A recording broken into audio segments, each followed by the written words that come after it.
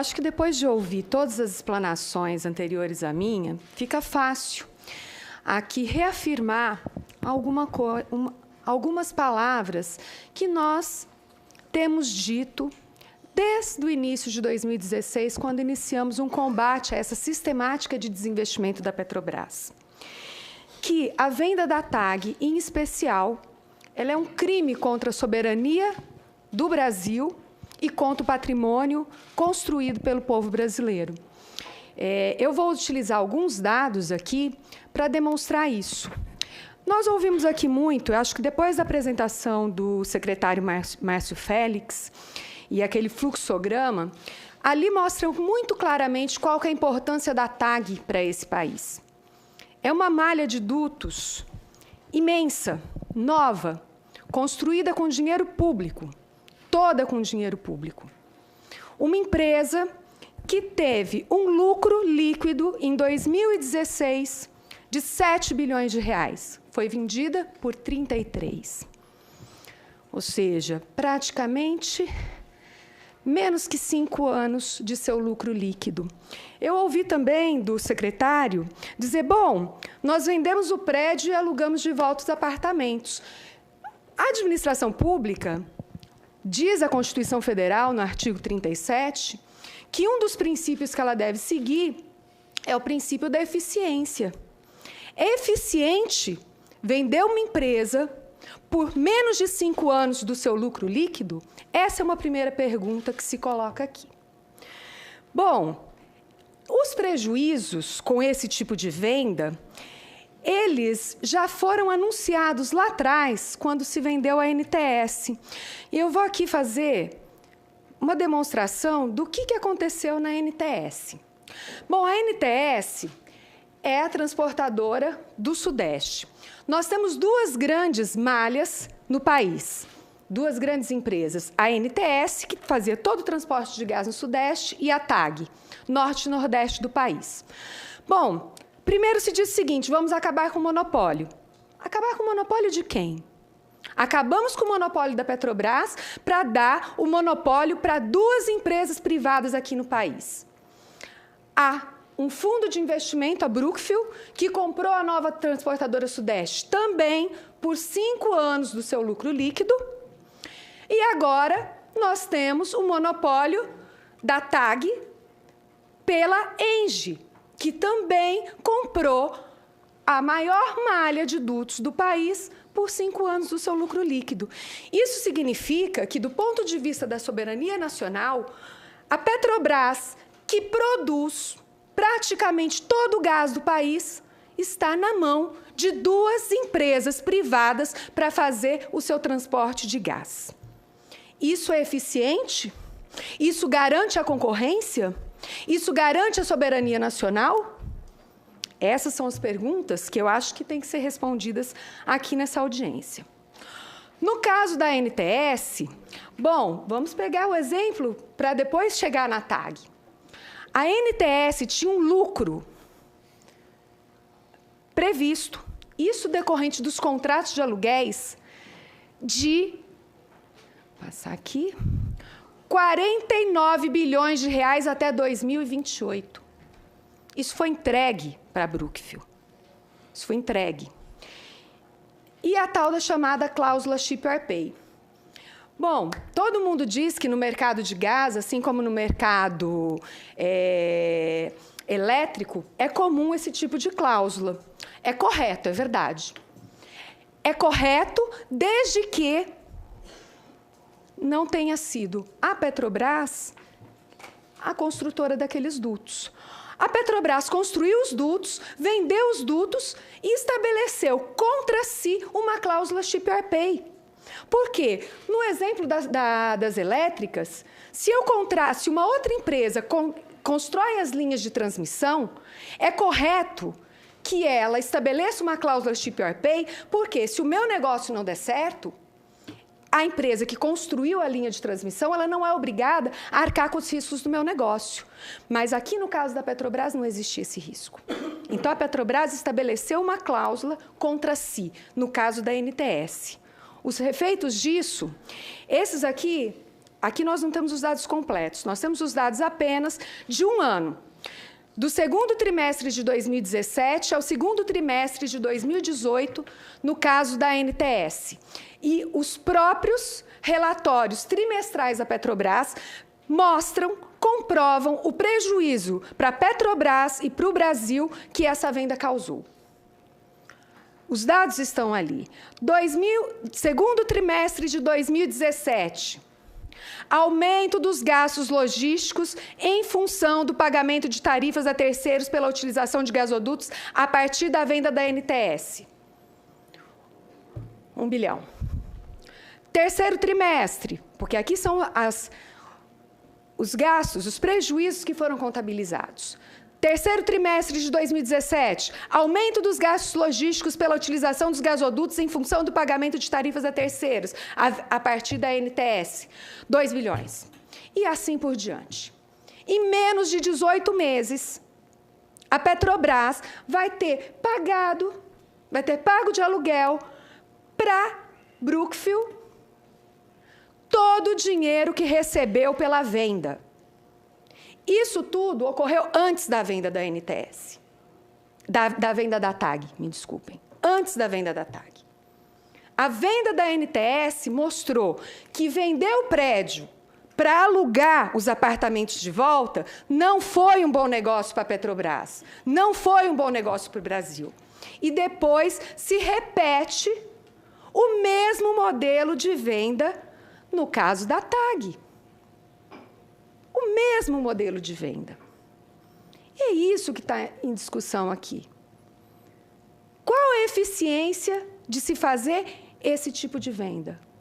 Qual a moralidade de se fazer uma venda idêntica? Isso está dito. Mesmo modelo de venda, mesmo perfil de venda, no caso da TAG.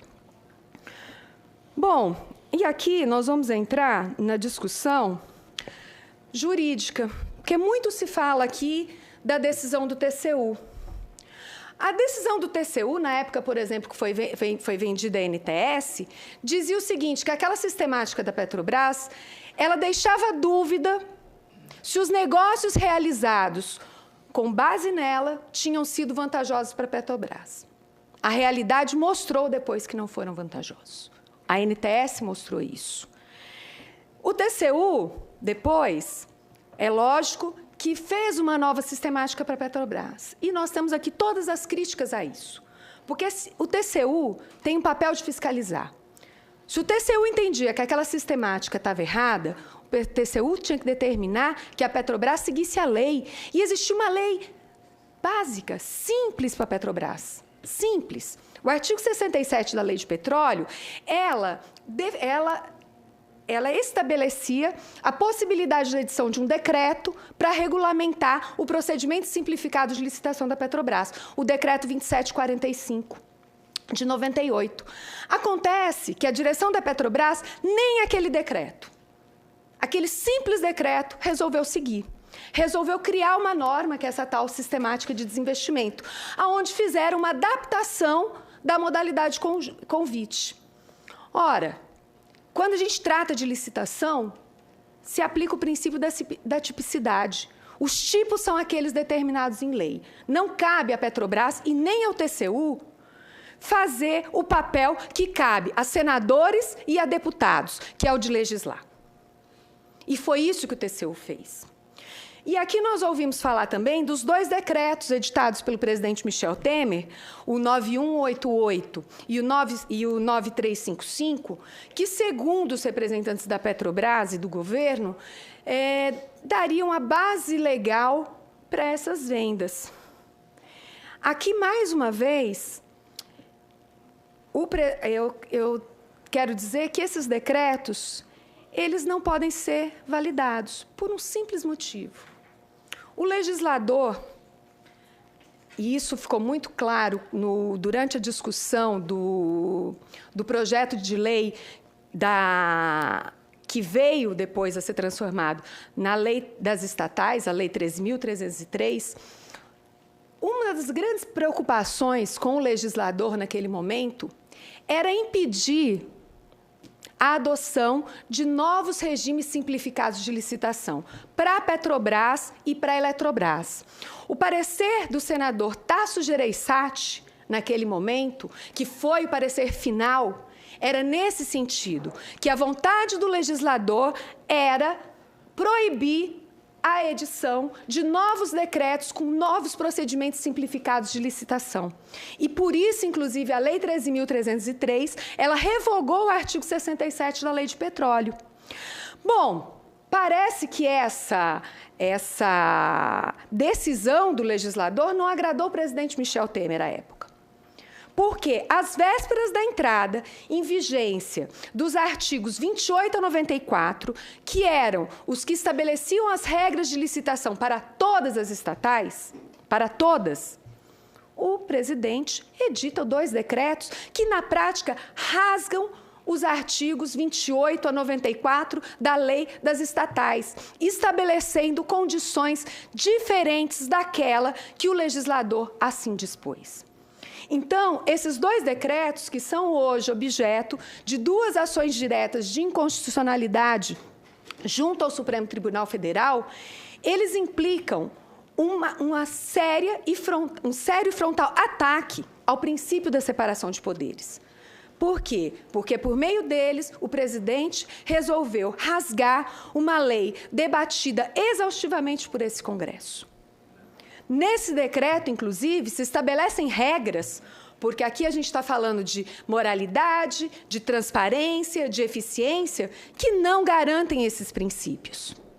Nesses 2 decretos, você tem uma inversão das fases de licitação que permitem, inclusive, que o vencedor, ao final, seja vencido. Por quê? Porque, mesmo que ele tenha apresentado numa licitação digna desse nome, de licitação, primeiro você tem um julgamento e depois se negocia com o vencedor. Nos 2 decretos, no 9355 e no 9188, não se existe um julgamento. Primeiro se existe uma negociação e depois, aonde pode-se ser retirado, inclusive, do vencedor, do potencial vencedor, a sua vitória. Se negociar condições que nem sempre são aquelas que interessam ao poder público. Então, esses 2 decretos, eles são manifestamente inconstitucionais, porque eles têm por objetivo negar vigência à Lei 13.303, aprovada aqui nessa casa. Isso ficou muito claro na ação direta de inconstitucionalidade 5942, que discute a inconstitucionalidade do decreto 9355, onde o ministro Marco Aurélio determinou a suspensão dos efeitos daquele decreto, e o ministro-presidente, Toffoli, ao suspender aquela liminar, usou um fundamento que diz tudo, que disse o seguinte, que a Petrobras precisava fazer parcerias, precisava de determinadas liberdades que não eram possíveis pela Lei 13.303. Ou seja, o próprio ministro-presidente reconhece que aqueles decretos têm por finalidade revogar os dispositivos aprovados por essa Câmara, por essa Casa. Bom, voltando à questão da TAG. A decisão do Supremo não foi um salvo-conduto para vender a TAG. A decisão do Supremo, com todas as discordâncias que eu tenho, mas me atendo ao que foi decidido na ADI 5624, ela entende que não é necessário a autorização legislativa, entende que não seria necessária licitação, mas diz que, no mínimo, deveria ser garantido a observância dos princípios constitucionais do artigo 37, em especial a competitividade. Mas, se tivermos cuidado de ler a decisão, o acórdão da 4ª turma do Tribunal Regional Federal da 5ª Região, lá está escrito, com todas as letras, que, na venda da TAG, não foi observado um procedimento competitivo digno desse nome. Digno desse nome. essa discussão, ela permanece, inclusive numa das reclamações constitucionais que hoje que estavam com o ministro Edson Fachin, nós entramos com os embargos de declaração questionando essa situação, porque para nós aquela decisão do Supremo na ADI 5624, ela não esvazia o conteúdo da decisão do Tribunal Regional Federal da 5ª Região. Por quê? Porque aquele tribunal, que é soberano na análise das provas e dos fatos, disse que não foi garantida a competitividade, disse que não foi garantida a eficiência, disse que não foi garantida a transparência dentro da venda da TAG. Por fim, eu gostaria de ressaltar que, apesar da decisão do Supremo dizer que não é necessária a autorização legislativa, eu tenho um posicionamento particular em relação a algumas situações. Eu acho que em algumas empresas, que em algumas situações como essa, não é possível deixar na mão do gestor os rumos da política energética do país. Nós temos uma situação hoje em que a Petrobras, em que o Brasil ficou refém da Engie, refém da Brookfield. Toda a produção de gás do pré-sal terá que ser escoada pela NTS. Toda a produção de gás do Nordeste terá que ser escoada pelos dutos da TAG. Toda. Sergipe, o estado onde eu vivo, anunciou há pouco tempo uma grande descoberta, que não é tão nova assim, né? Mas anunciou uma grande descoberta de gás. Bom, nós temos todo um tesouro. E aqui eu queria relembrar a história do tesouro na ilha. Bom, eu tenho um tesouro na ilha. Só que esse tesouro ele só tem qualquer valor se eu conseguir tirar esse tesouro da ilha. Então, o que dá valor para o tesouro é o barco que vai transportar. Nós tínhamos o tesouro e nós tínhamos o barco. Infelizmente, por uma política que não atende aos princípios da administração pública, nós vendemos o barco. Nós vendemos o barco. O nosso tesouro, o valor dele agora, quem vai determinar não somos mais nós. Quem vai determinar é a Engie, quem vai determinar é a Brookfield. Então, apesar da decisão do Supremo, nós entendemos que essa casa, que o Congresso Nacional, ele tem que se atentar para essa discussão e tem que tomar parte nessa discussão e tem que tomar uma posição. Se aqui nós queremos ter uma política, de fato, de desenvolvimento do país, de desenvolvimento da nossa indústria, ou se nós queremos ficar reféns e entregar todo o nosso grande ouro, que hoje a Petrobras faz esse papel, ou seja, o nosso grande ouro, o nosso petróleo, o nosso gás, se nós queremos entregar isso e abrir mão de termos uma nação soberana e uma nação desenvolvida. É isso, obrigada.